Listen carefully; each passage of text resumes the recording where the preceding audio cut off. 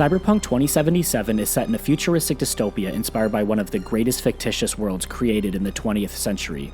What really drew me into this game was the familiarity I felt seeing all of the references to Philip K. Dick and Ridley Scott's respective works. Tell them I'm eating. 300 pounds of partly gold-plated cool. This game takes place in a neon jungle filled with augmented bodies and brains, but truly focuses on one thing: the impact that living in this type of environment has on the humanity of its inhabitants. Night City is brimming with tunes and gongs that have cavernous characterizations. The one thematic thread that emerges again and again with these characters is one's struggle with identity. We see this within mercenaries that undergo so much cyberware augmentation that their body becomes a futuristic ship of Theseus, leading to a complete loss of self through cyberpsychosis. We also see this with the rebellious fragments of Delamain's personalities that we must help return to the central repository. Beep, beep, motherfucker! The most clear case of this is between V and Johnny Silverhand. Throughout the story, their personalities merge to an extent that we are not sure where sprouting friendship ends and complete assimilation begins. There are many moments that make the player wonder whether their shared struggles are bringing them closer, resulting in deep kinship and likeness, or if the Soul Killer relic is rewriting their brain chemistry into one, ultimately merging them into a symbiotic chimera. Where the latter is the case, individuality and identity wither. The Phantom Liberty DLC offers two new fascinating character studies that resonate with its overarching theme. Throughout our time in Dogtown, we witness and partake in the struggle between the idealistic Solomon Reed and the metaphorically caged Songbird as they both cope with the life that the FIA stole from them. These two characters are juxtaposed beautifully, as Reed has fully submitted to the theft of personality, while So-Mi attempts to escape and reclaim herself. V is offered an outside perspective in which we are able to analyze these disputes from a different lens and ultimately decide these two characters' fates. It all starts with a phone call from a mysterious number that offers a salvation for our relic problem.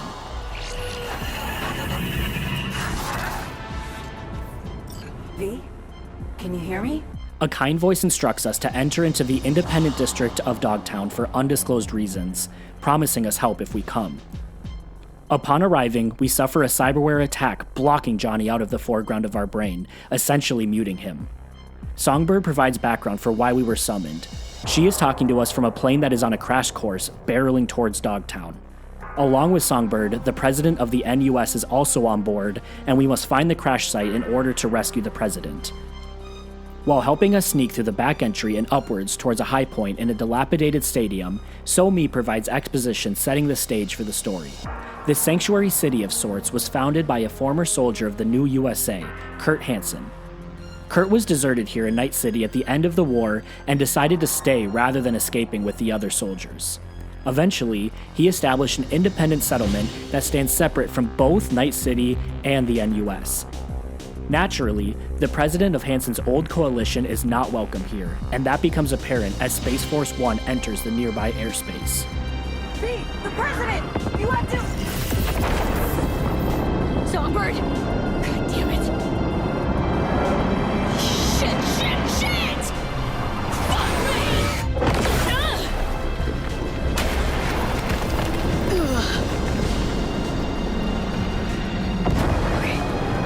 Okay. Save the president. Sure. No fucking problem. We fight through the Dogtown streets, cutting down anyone in Kurt's green-cladded militia. Upon arriving at the downed plane, we are greeted with the butt of a rifle and immediate distrust. This is pretty standard reaction from anyone serving the FIA. After slicing through hordes of Barghest soldiers, we get a moment of peace to chat with President Myers. She seems oddly vulnerable with us, possibly because we have no connection to her slimy government lifestyle. She alludes to a possible rat inside the NUS, hinting towards a much deeper plot than a simple attack by Hansen. We don't have much time to question this political whirlwind we've been dragged into before we have to keep moving towards the safe house. Once we're underground, we get a brief history lesson on the NUS's original plan for Dogtown. Any misconceptions we may have had about President Myers due to her earlier vulnerability are washed away, as her shady political ways rear their ugly head. On paper, urban renewal. Under that cover, military infrastructure development. But abandon all hope of hearing a word of truth. Just when we think we're closing in on safety, Kurt's goons catch up to us and lay an onslaught. Wave after wave of soldiers pour through the breached doors with the aim of capturing Myers. Wave after wave meet V's blade, but things start to look inescapable after a while. At that moment, Songbird is able to gain access to the Chimera to decimate the Barghest attackers. Afterwards, a familiar black-red miasma spreads across the metal behemoth. Our first hint that Somi is messing around with the Black Wall, this vicious reminder of the dangers of that cybernetic exploration aims its sights on us. Shit! The turret! Head low!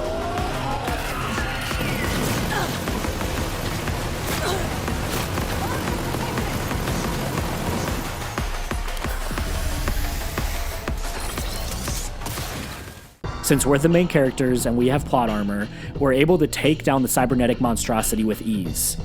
Once we're to safety, we kick back for a couple of brews with the President before turning in for the night. The next morning, Songbird's safety and intentions are still in question. She has been radio silent since losing control of the Chimera, and she still stands as a mysterious figure in this drama. Regardless, Myers offers to make us a certified FIA agent. Since we're not a government sycophant, we turn down this proposal to the approval of our rockstar imaginary friend. Still, we have our orders and are firmly caught in this game of politics. That order is to activate a sleeper agent that has been hiding out in Dogtown for the past 7 years. Here's where Songbird's foil enters the story with a barrel of his gun pressed into our backside. Don't turn around. Eyes on the court. Similar to our first meeting with the President, cautionary measures within the NUS always involve gunpowder. After an exchange of coded speech, Solomon Reed trusts us enough to hear us out. While on the way to meet the President, we learn more about the steadfast sleeper agent of the FIA. 7 years stranded in this war zone of a settlement has hardened him and made him a pessimist. Still, he is unapologetically loyal to the FIA, despite an attempt on his life from the same agency that he sacrificed everything for. We also discover that Saul recruited Songbird originally, and is due to her ostensibly being in danger that he agrees to help. This elucidates quite a bit about his character. A substantial amount of his loyalty is dedicated to his fellow agents, as he feels responsible for them. This is a self-inflicted curse, as we will find out later when the mystery unfolds further. After this reunion, Saul extracts President Myers outside of the reach of Kurt Hansen. When we meet up with him again, it is during another reunion with an old work buddy. At a bar in the outskirts of Dogtown, we chat with an unassuming bartender. When Reed walks in, the bartender pulls a gun on him, trembling with rage. During the confrontation, the bartender's face changes in front of us, revealing herself to be Alex, an FIA agent who has also been hiding out all this time. This facial change is an important motif that relates back to the lost identity theme of Cyberpunk. Alex had her life stolen from her and isn't even able to be herself while hiding out, masking herself to remain unnoticed. She thought Reed had betrayed her, but that is just another cover story fed to them by the FIA. It becomes overwhelmingly apparent that these two characters have been shackled by a government agency that doesn't care about them. However, they still care about each other. More importantly, they care about Songbird. So with that, Alex agrees to help us. We leave the two old partners to catch up, overhearing that neither of them have been able to build a meaningful life while serving as sleeper agents. The next part of our plan is to meet with a netrunner who might be able to find a clue on what happened to Songbird during the Chimera incident. We enter a Voodoo Boys encampment to enlist the help of Slider. With some coercion, we convince him to search for Songbird on the net. He finds that Songbird breached the Black Wall and instantly becomes terrified. Despite his reluctance, we force him to continue on until we make contact with So-Mi.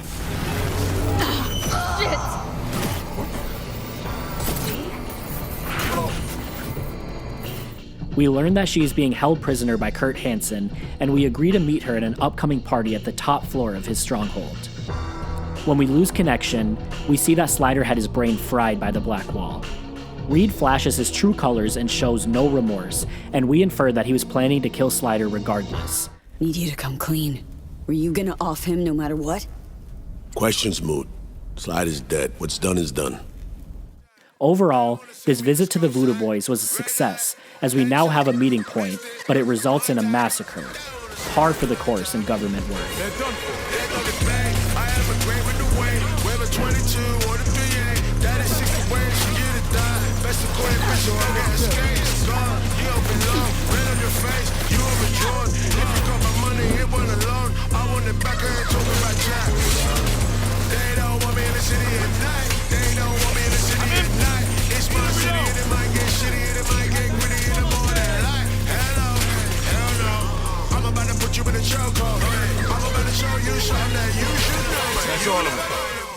Let's move on. Find a quiet corner. While planning to infiltrate Hansen's party, we receive further exposition on Reed and Songbird's relationship. We find that Songbird was actually the one who betrayed Reed and set him up for death under the orders of the FIA. Funny. Out of everyone, it was Songbird they asked to pull the trigger. Wait. Yeah. It is inconceivable to us why Reed would continue to be blindly loyal to the NUS after this betrayal. He waves this betrayal away through his understanding that Somi was just following orders. Since he was the one that brought her into this political web himself, in his mind it is his fault that she was put in that situation in the first place. Songbird is still my people, and nothing can change that. Fuck, Reed. After surviving, he decided to dig his heels in rather than deserting, resulting in an endless internal war. Through compartmentalization, he has come to the determination that he saved people by dying. It becomes abundantly clear that Reed has a savior complex and refuses to allow himself to have an external locus of control. Saul imagines he's responsible for her, always has. Thinks he's responsible for all of us. Hell, even for you, I bet. It's how he keeps his grip on reality, life. With mixed results, mind you. To him, he has control over everything and must make up for his past mistakes. Ironically, he is completely shackled by his ideals and has completely lost agency due to his subservience to the FIA. After everything, he still blindly follows orders with supreme confidence that he knows what is correct at all times. Along the way, he has lost himself, and government work is all he knows, so he refuses to let that go as he perceives that nothing would remain without these ideals. His identity has been completely mutated by the FIA, and he seemingly has no intention to resist this consistent attack on his character. And so, we carry on and finalize our plans to save his personal Judas figure. With this weighing on us, we do our best James Bond impression and gain access to the top floor party.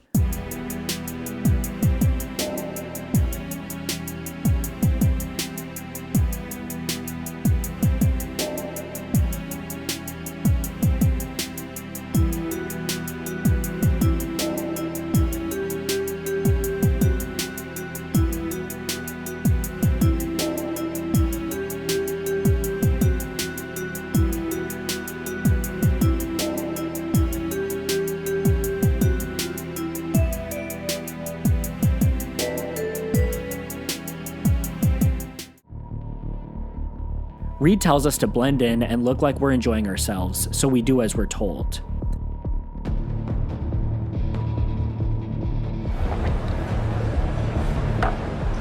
Aim to get fucked up on Hansen's dime, then puke all over his carpets? Respect. We find our caged bird on her perch and climb the stairs to meet her. Approaching her from behind, we see that she is almost more machine than human. Her cyberware permeates across her back, infesting her body with cold metal. Not what you expected, huh? Is it the haircut? This contrasts with how she presents herself to us through the relic, insinuating that she resents this forfeiture of humanity. Another immediate impression we get is that she does not appear to be a prisoner as she has led us to believe. She's in extravagant attire and lacks any type of restraints. She feigns remorse for the death of Slider, and our suspicions rise as Reed enters the conversation. Songbird apologizes for the attempt on his life, and Reed naturally dismisses this, stating that he wasn't there to stop it. Not your fault. The blame's on us. All of it. He shoulders the blame for someone else trying to kill him, further revealing his false perception of control. Somi reveals that she is dying and also needs the cure that we're after, setting down a plan before an interruption from Hansen himself.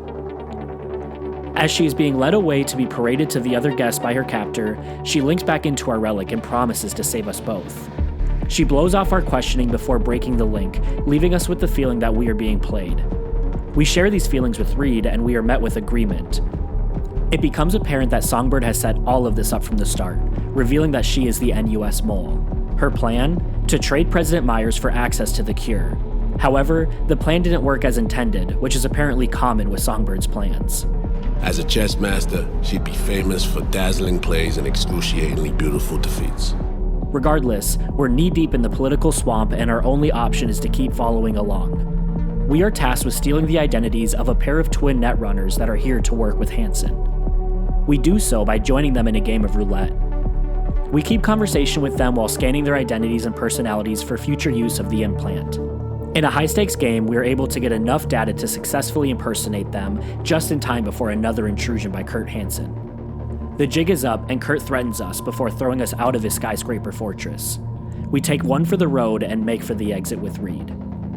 Before the final mission, we have individual meetings with each of the FIA agents.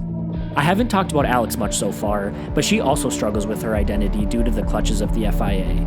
There's a sweet moment when we meet her at the bar to share a drink. We learn about her plans after the mission and her mask slips a bit with us.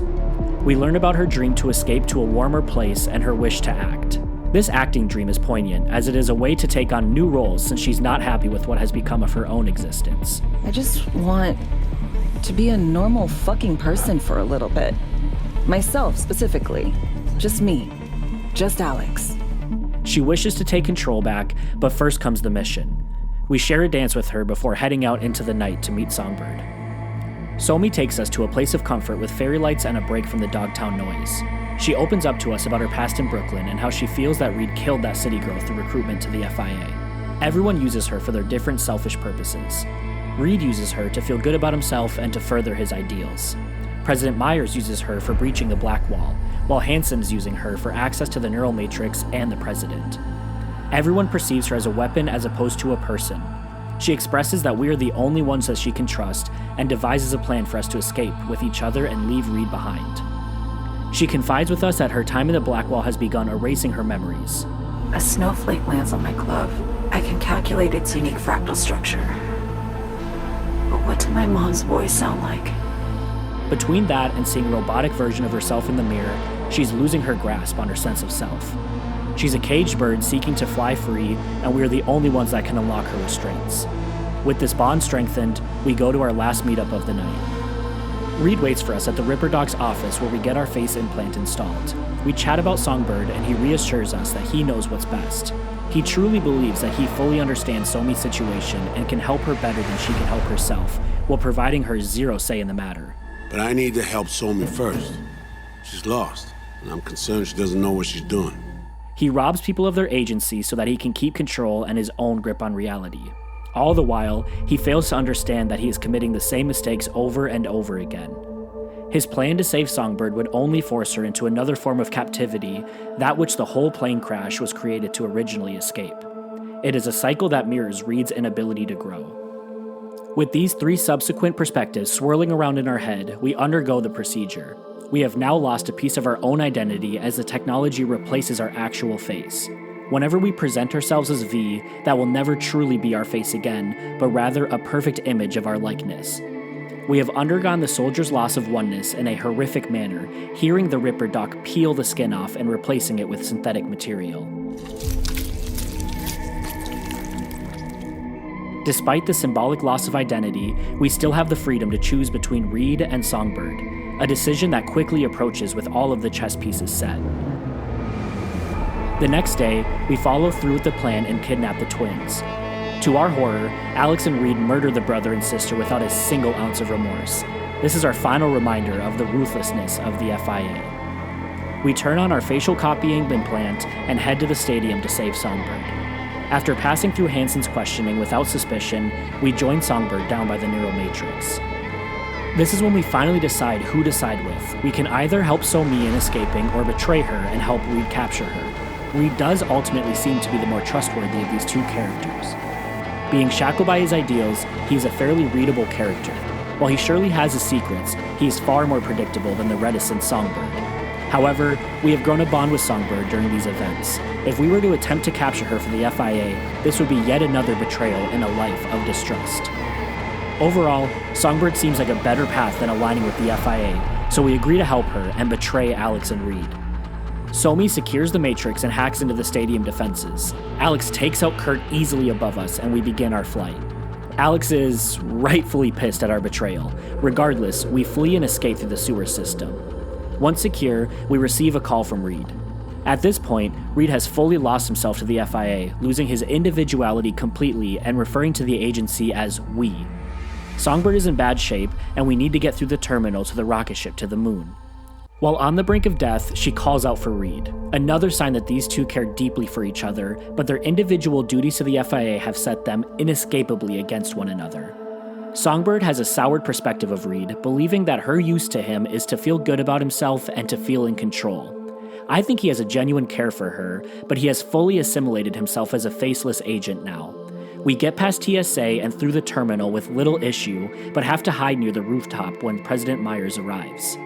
We overhear Myers demanding full cooperation from Reed, with no backlash from her hound. No matter. I know what I have to do, and I'll do it.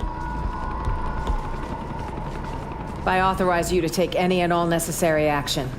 Just try not to shoot her in the head. I'd have expected as much. He has chosen his ideals over his friends once again, and he will live and die with that choice. At this point, a full war has broken out between the NUS troops and the orbital air forces. This shows the lengths that Myers will go to reclaim her net-running weapon, as she has broken international protocol and essentially invaded another nation in order to get Somi back. We use this clash as cover to get to the terminal's metro system. While there, we fight back waves of soldiers while Songbird breaks into the security system to navigate the train. Eventually, we are pinned down in the control tower by a helicopter and countless troops that aim to intercept us. Songbird uses power from the Black Wall to take down the helicopter.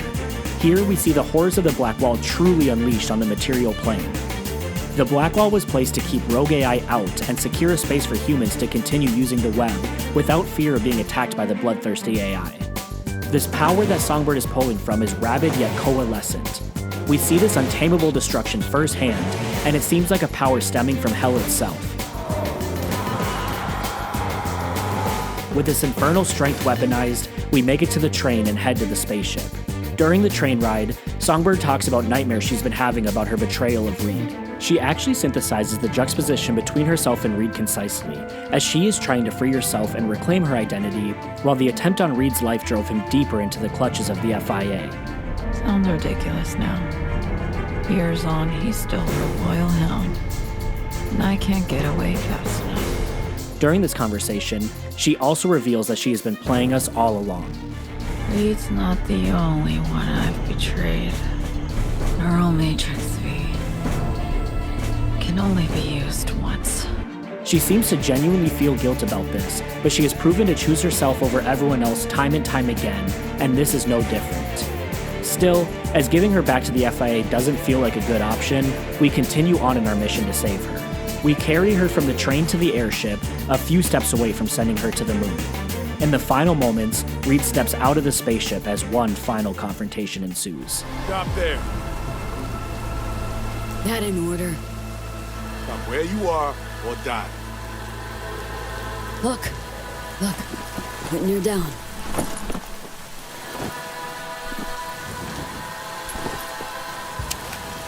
Slow down. So, what do you want to do? Reed, she's fucking dying. I see 2 near corpses with a death wish.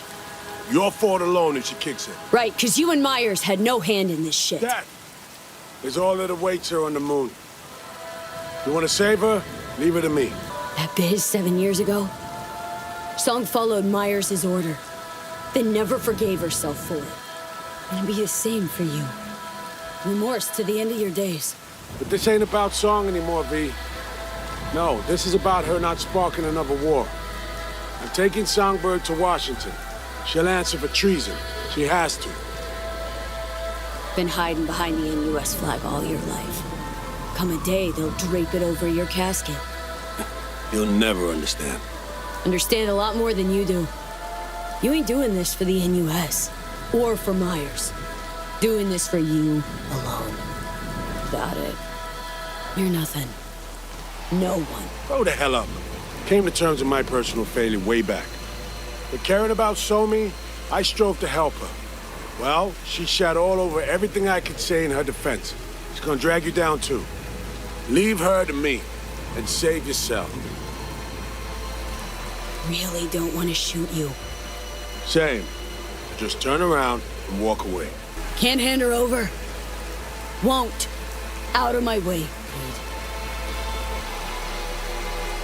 You got 3 seconds. 1. Reed. Two. Damn it to hell, Reed! I'm sorry, man. Fuck.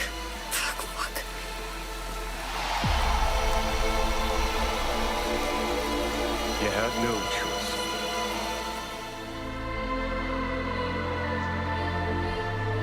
With Reed dead and Songbird on the way to a new life, we watch the spaceship take off with a deep sense of uncertainty gnawing at us. We saved Songbird and freed Reed from his shackles through gunfire, but the sense that we could have done things differently won't leave us. Reed was our closest ally, and we betrayed him just to be betrayed by Songbird in return, leaving a trail of bodies in our wake.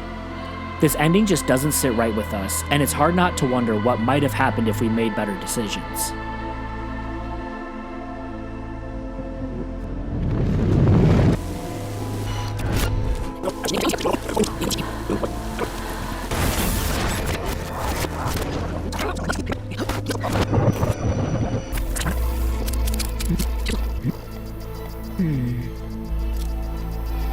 Home stretch.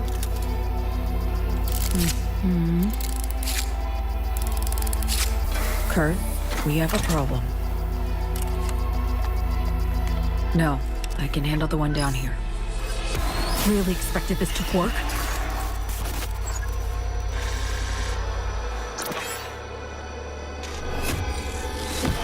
So me. You don't know what you're doing. Oh, but I do know me. Doing what I have to survive.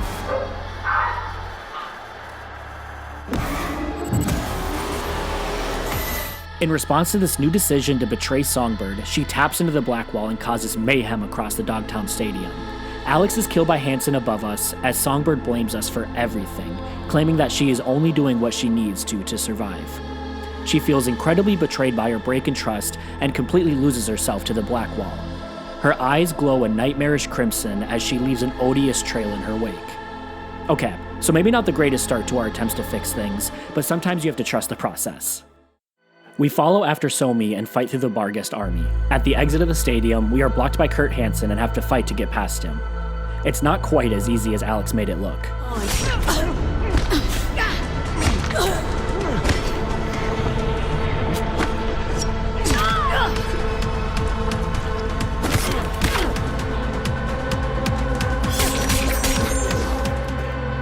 We eventually avenge our friend in this new timeline and put a blade through Hansen's neck. Reed picks us up and we track down Songbird in Dogtown, but she's already being surrounded by the NCPD. They secure her as a cyberpsychosis threat and she slips through our fingers once again. We set forth a plan to intercept the convoy that is transporting So-Mi, hoping to extract her from the grasp of the NCPD. Before the fight starts, we finally manage to get Reed to open up to us a little. Fucking scared, V. Scared my grip on everything is slipping. There. Happy? He is finally starting to realize that he can't control everything, and his disillusioned ideals seem to be leaving him slowly. With the plan in motion, we await the convoy.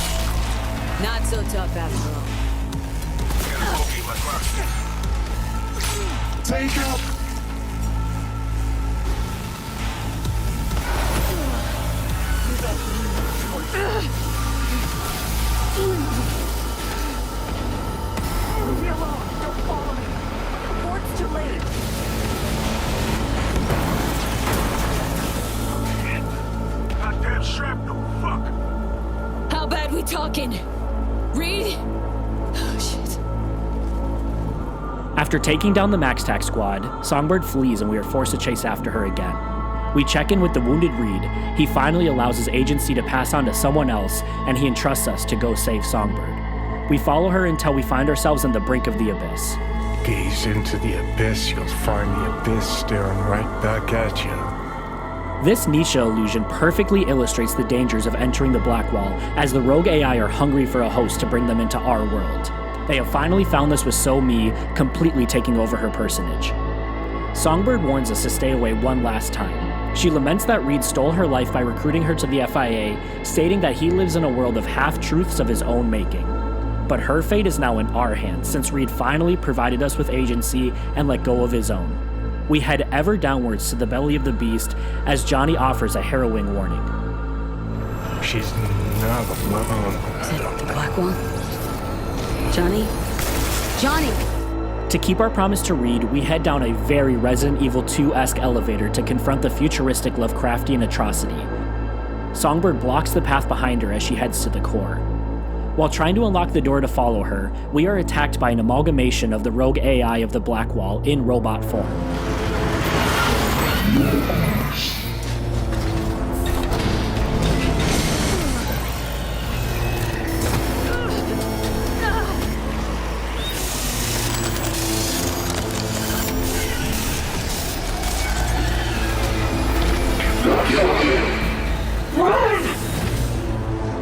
We can hear Songbird somewhere inside that cybernetic mutation, slowly being absorbed but still retaining some willpower.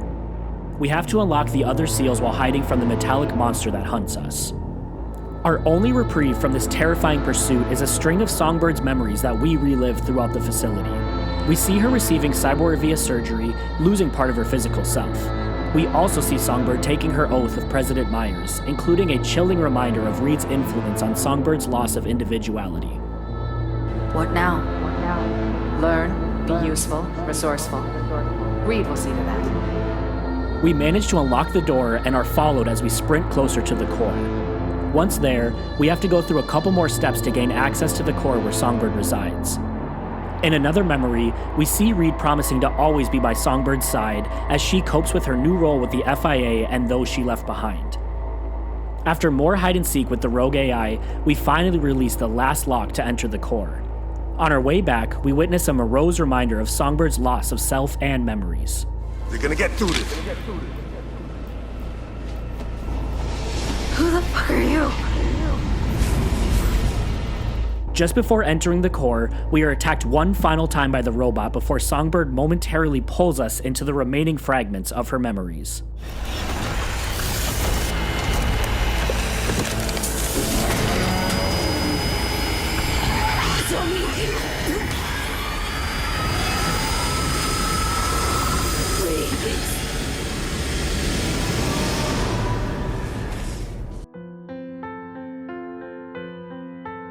Transported to her Brooklyn apartment, we see pictures on the wall that will soon be faceless in what's left of Songbird's mind.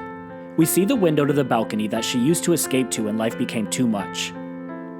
The residue of the Blackwall slowly takes over the walls of her apartment, symbolizing her slowly losing the battle to maintain agency against the hunger of the rogue AI that seeks to devour her. One of the most poignant symbols is the mirror in her apartment. She looks into the mirror to see nothing but the static of the Blackwall looking back at her. She has lost her body to cyberware, and her memories are fading, and now all she sees is the abyss staring back at her. We relive her early experiences netrunning, watching as her loved ones slip out of her life as she goes deeper into the web. Ultimately, we see Reed recruiting her, essentially blackmailing her in order to get her to give her life away to the FIA. It becomes apparent that Reed truly was the one who stole her life away from her and dragged her into this life of servitude. We meet Songbird again at her window, with the muck of the Blackwall no longer allowing the sight to comfort her. We share a hug, reassuring her that she is not alone, even if this is the end. Our shared experience has allowed her fading memories to be cemented in time. What she forgets, we will carry on with us and never let fully die. With this, we are pulled back into the Militech facility, the robots being shut down just before we are killed. Songbird spent the last of her ability to save us, possibly the first unselfish act we have seen from her thus far. We walk towards the core to see what has become of our friend. As we enter, we see Songbird hanging from the tendrils of the core. She is in agonizing pain and begs for us to help her die. Despite her best efforts, she adamantly states that she will either be a prisoner to the FIA or lost in the nightmares of the Black Wall endlessly. These two prisons are ultimately the same to her, and the only escape is death. We remind Songbird how much Reed cares about her and wants to help, but we know by now that his intentions are rarely right. Never stopped lying to himself. FIA, Blackwall, they're the same hell. Different trappings. B, please, let me die. With her final pleas and our understanding that Songbird is right about her fate, we grant her the wish and disconnect the cybernetic tentacles that were sustaining her for their eldritch purpose.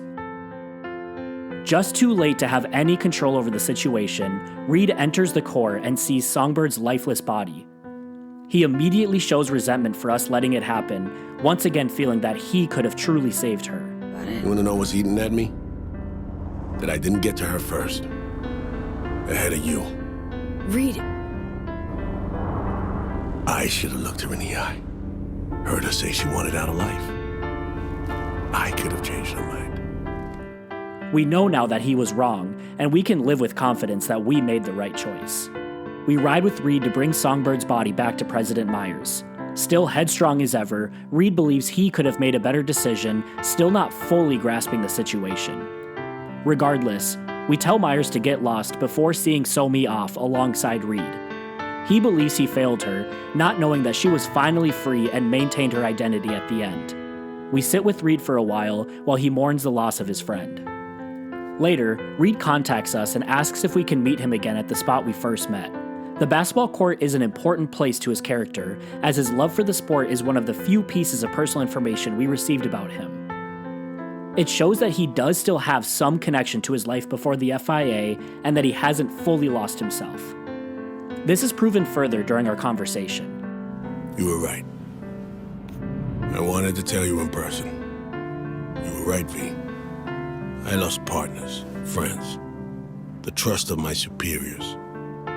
Everything I believed in, built my life on, gone in seconds. I got nothing to lose now. I might be able to gain something for once, though. Uncertain of his future for the first time, this is ironically the first time he has actually had control in this story. While he was obsessed with a sense of agency and shouldered guilt for everything that would go wrong, he can finally let that go and is accepting the unknown. We suggest he doesn't go back to the FIA and start over to find himself. Despite losing everyone and his position, he has reclaimed his identity and future. We don't know what he will make of it, but that is the thrilling part about being human. With our help, Reed has finally relinquished his idealistic nature and obsession with control. In turn, he has finally taken the reins on his life back, allowing him to mold an identity of his own. With Reed and Songbird both freed in their own way, we can finally head to Embers. To quote Nietzsche one last time, the individual has always had to struggle to keep from being overwhelmed by the tribe. If you try it, you will be lonely often and sometimes frightened, but no price is too high to pay for the privilege of owning yourself.